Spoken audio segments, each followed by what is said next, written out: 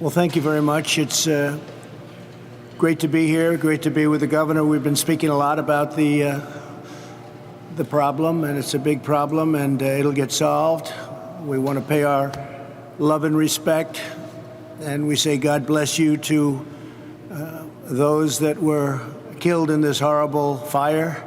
I guess it's a series of fire. You put them together, and it's a big monster, Gavin, right? A big monster. Yep.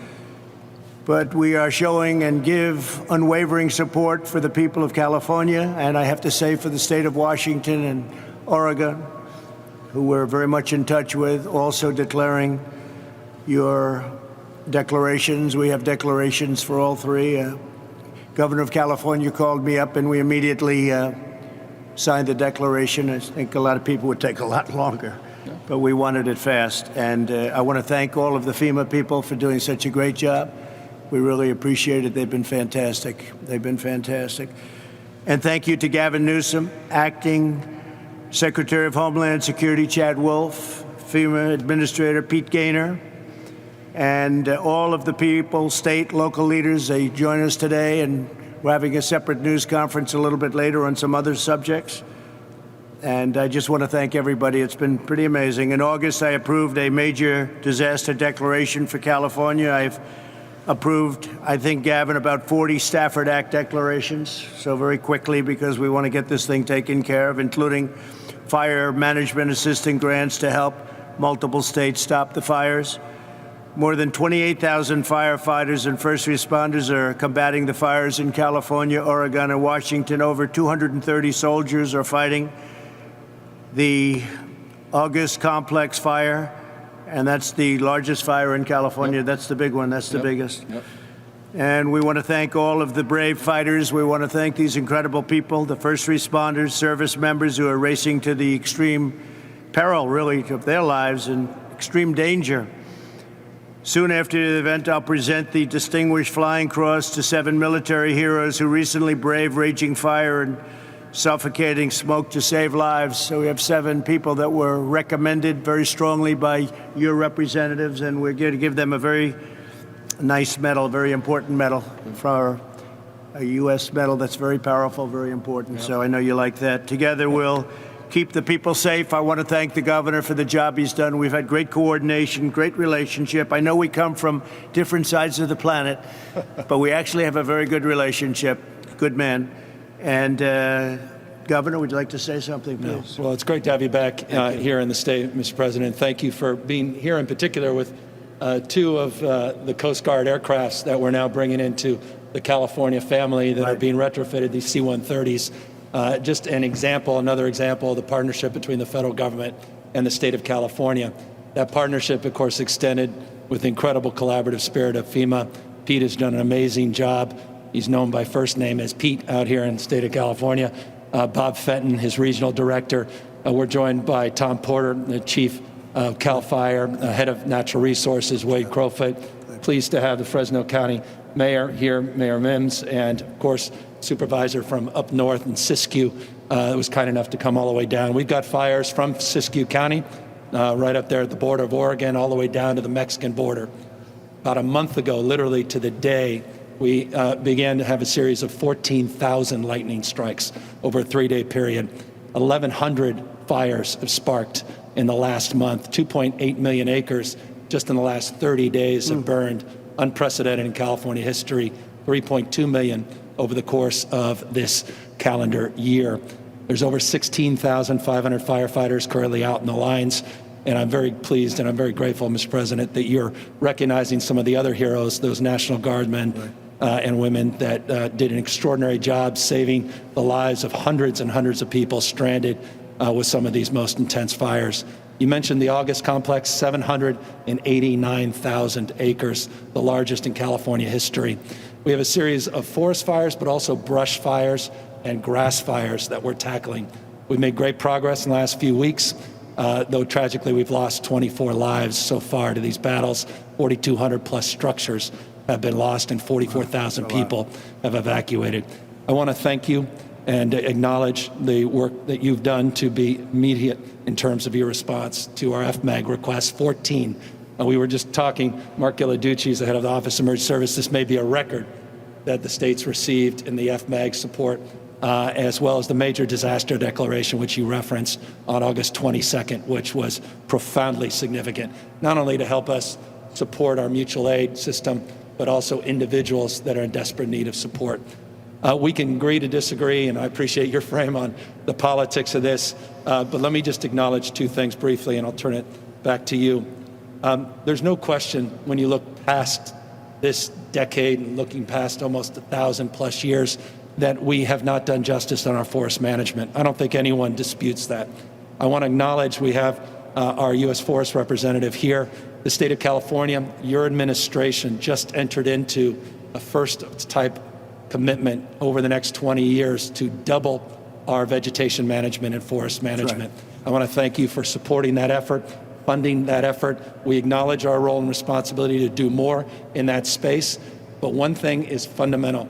57% of the land in this state is federal forest land. 3% is California. So we really do need that support.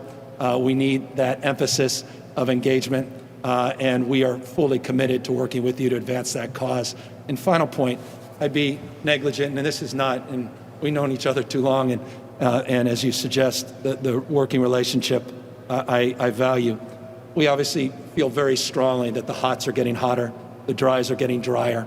When we're having heat domes, the likes of which we've never seen in our history, the hottest August ever in the history of the state, the ferocity of these fires, the drought, 5+ years, losing 163 million trees to that drought, something's happened to the plumbing of the world. And we come from a perspective, humbly, where we submit the science is, in and observed evidence is self-evident, that climate change is real, and that is exacerbating this. And so I think there's an area of at least commonality on vegetation, forest management, but please respect, and I know you do, the difference of opinion out here as it relates to this fundamental issue on the issue of climate change. Absolutely. Appreciate that. Chad, please. Well, thank you, Mr. President, for coming to Sacramento today and, again, taking that decisive action that we heard the governor talk about and really pulling the full resources of the federal government here to California as well as to other areas out here in the West. Let me just reiterate the great partnership that we have between FEMA, the U.S. Forest Service, CAL FIRE, OES, the governor's office. It's really the partnership, it's really a model that we have out here in California that we think is just fantastic. It's getting a lot of support locally here very quickly. So I just wanted to reiterate that and say thank you to our partners for what you do every day. Let me just say they also do a great job on mutual aid. So they pull in a number of fire resources from outside of the state, as well as country, for that matter. We were talking earlier about some international partners that they have here. We're happy to support that as well. And then let me just say thanks, as you did, Mr. President, to the brave firefighters and all the first responders that are responding every day to the fires that we see here. Those are the heroes of the day, and we're just happy to be part of that process, happy to support them with the resources through your office, Mr. President, and just really, again, look forward to the partnership we have here and continuing to push that along. Well, they're doing a great job, and they really have over the years. It's a tough battle, but they've never let us down. No. Incredible what they're able to do, and the risk and the danger. Pete Gaynor, please, FEMA. Sir, you're going to hear this constantly about the partnership. I can't say enough about the federal, the state, counties, tribes working together out here in California from the governor on down. It is a true team effort. And I know, through the major disaster decks and the FMAGs have allowed the governor and his team to exercise all the resources that the federal government has to protect, to respond and protect life, and that's the #1 priority. I know we're going to be working on debris removal, and then lastly, protection of the watershed to prevent follow-on disasters come the wet season. So together, I couldn't be prouder to be part of this team in California. That's great. Thank you, Pete. Great job.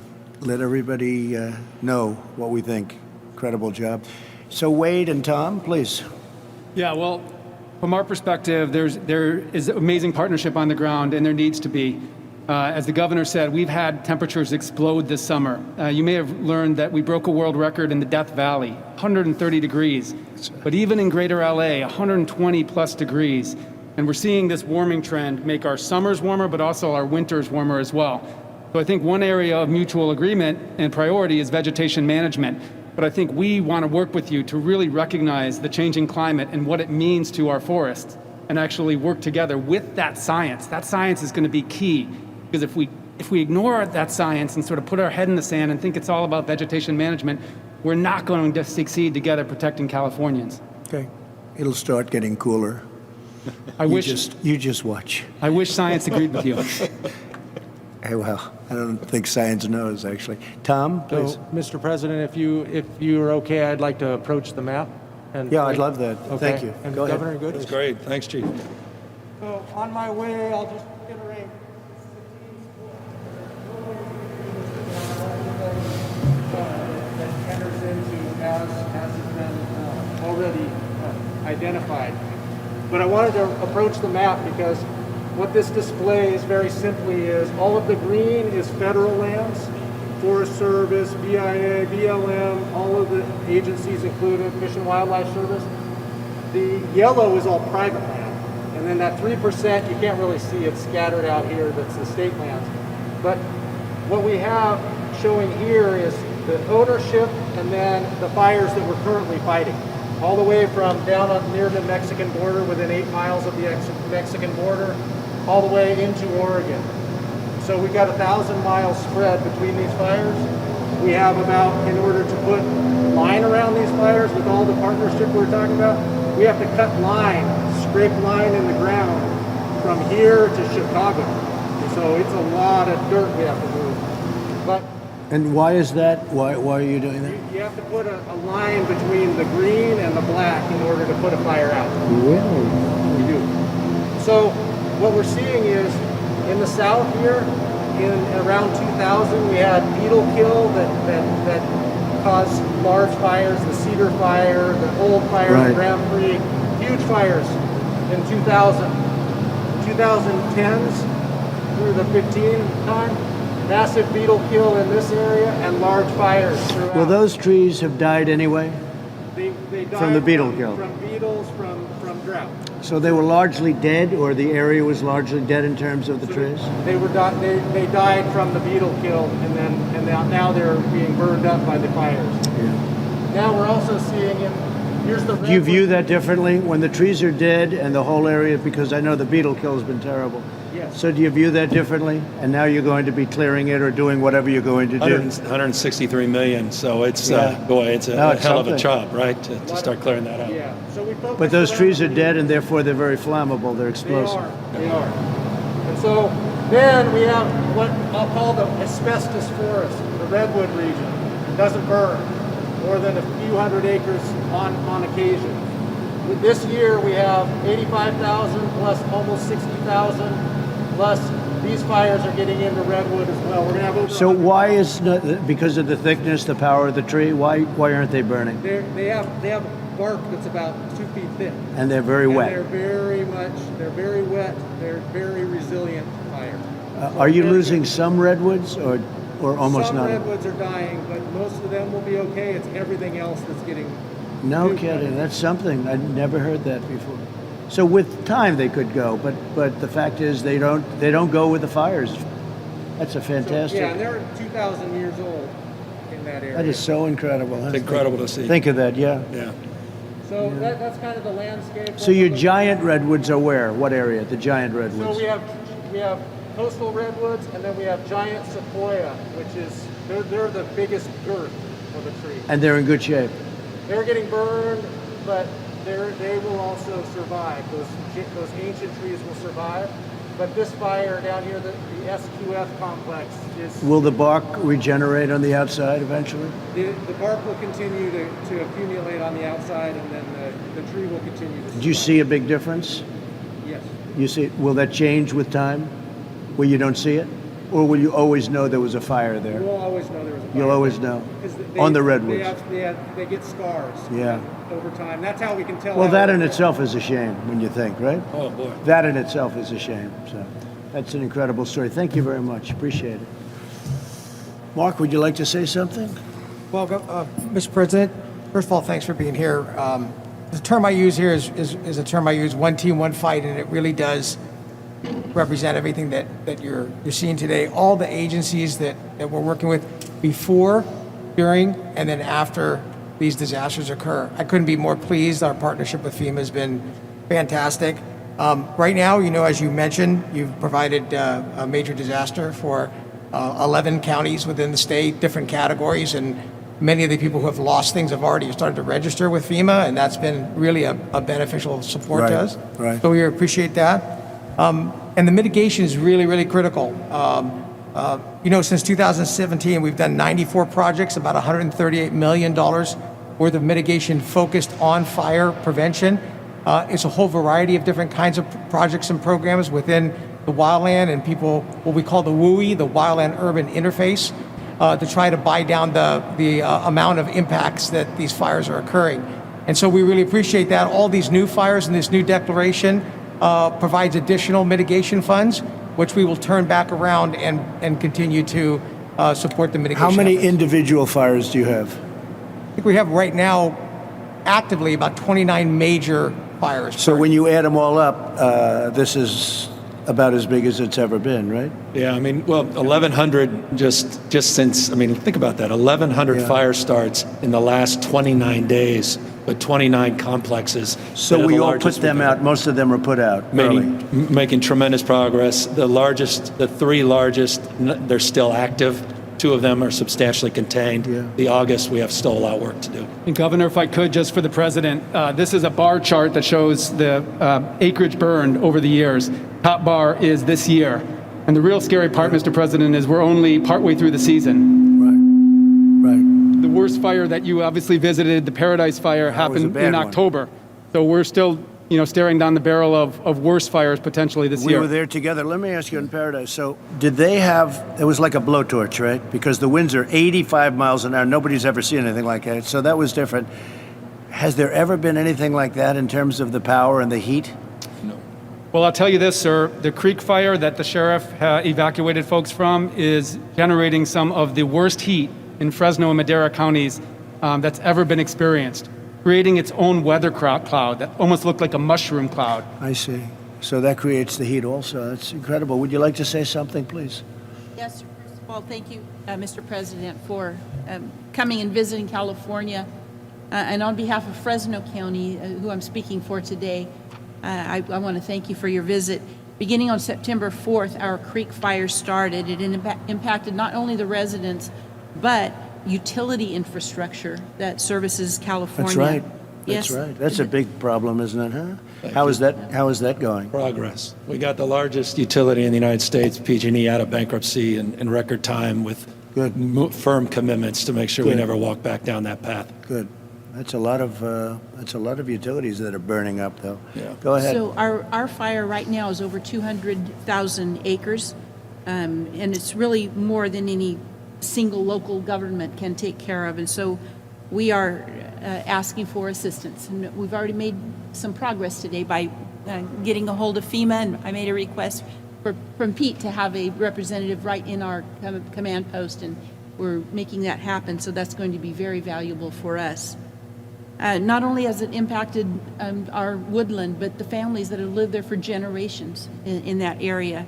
The Big Creek hydroelectric power generating system that served California for over 100 years is destroyed, as well as the people that live there in their homes that operate that system. One major concern in the future is erosion, slope stability, ash runoff, and possible mudslides as a So result. what's going to take the place of that generator? What are you going to do? We have to actually restart it. It's Southern California Edison. So you'll be able to fix it and restart it? Yeah. Yes. Yeah. Okay, the process. It's a big damage? Big? Well, it was a hydroelectric plant that wasn't directly damaged, but there was damage leading up to the facility. I see. And so we'll mitigate all that now. I love hydroelectric. I think it's great. You must like that. I love the hydroelectric. Go ahead, please. So far, we've had over 300 structures that have burned, but we could have had many more. And I need to commend the efforts that CAL FIRE gave to us, not only with pre-work by doing some tree mortality mitigation. Right. But during that fire, they were able to cut some breaks that allowed us, law enforcement, to evacuate over 20,000 people from these areas. And so they just did a great job, and I am glad to report that in Fresno County, we've had no loss of life. Right. I will say that in Fresno County, we understand that we need a strong partnership with our federal government, and we are ready, willing, and able to be your partner on this. We support, And your state government. and of course. That's going good, right? Of course, we're getting what I we have need. no doubt. Good. In fact, We had to mention that. of the areas that we've mitigated, I think in Fresno County, we got 5 of those. So you're working thank well you. with everybody? Yes, Okay, yes. good. Thank you very much. I appreciate it. Thank you. Please. Thank you, Mr. President, for Thank you, Mr. President, for being here and listening to a very rural community and county in California. I'm at the far extreme end of the state up there that they were pointing to. My county continues to repeat the things that you saw in Paradise when you were there on a smaller scale. The town of Happy Camp this year is under the Slater fire that took off, and in a 24-hour period, we lost 258 structures in a very small town. Half of my population is displaced at this point in time. We have 158 homes completely destroyed. Will that population come back? Sir, that's a tough question because these are very poor people anyway, and they're living through the downturn of the timber economy at this point, and there's very low employment in this area. We are completely surrounded by federal timber at this point that needs some active forest management that would both improve the economy of the area as well as even increase the water flow that is in shortage in California in some of these places. Personally, I'm coming to you as a forester, an elected official, and a past land manager for the U.S. Forest Service and firefighter. Right. In this area, I've worked with UC Berkeley and UC Merced on some studies. Our forests in the northern region, which historically have been pretty asbestos-like, are carrying 4 times the density that they did in 1930. So we have both the increase in brush in the wildland interface as well as the lack of management producing these extreme densities. And climate changes, and I can't do much about that. As a forester actively managing that forest, I can manipulate fuels, and I can do that in a pretty short order. I applaud you for the work you've done. I applaud you for the Farm Bill authorities. Our county just completed a master stewardship agreement with the U.S. Forest Service, and we have about a 500,000 acre project that's ready to go across all boundaries in our state and the 4 national forests that within. Well, our Gavin's working on that with me, and you make money too. You're cutting down trees, you're thinning it out, and you're selling those trees for a lot of money, and it's really pretty good in a lot of ways. And I guess one of the things are the cuts, the big, whether it's 50 yards or 100 yards, but the cuts to stop it from spreading. And that's always tough environmentally, but they can do it in a way that's pretty good. And I think now the environmentalists have come a long way after watching this. Yeah. The ones that really want to take care of a problem, they've come a long way. So they'll be thinning it out. Then you're working on a plan to thin it out. That's what the plan is right now. I will say that we have excellent working relationships with CAL FIRE as well.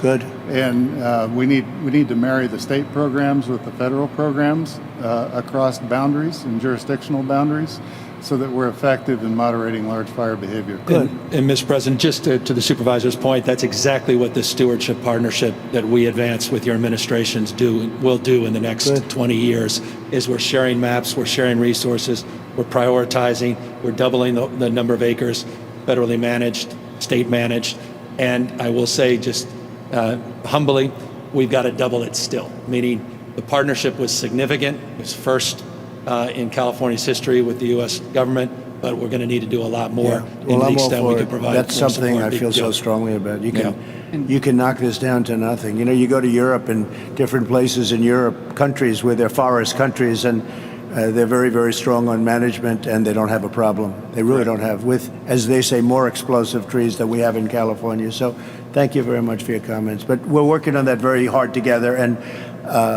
I think we're totally in sync. I really think we're totally in sync. Governor? We're going to see you in a few minutes for the award ceremony. So thank you very much, everybody. Thank you.